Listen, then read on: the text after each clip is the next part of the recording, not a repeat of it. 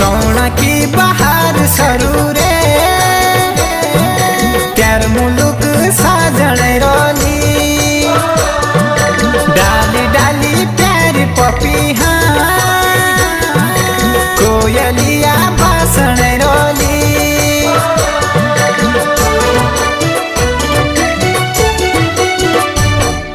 सोना की बहार सरू रे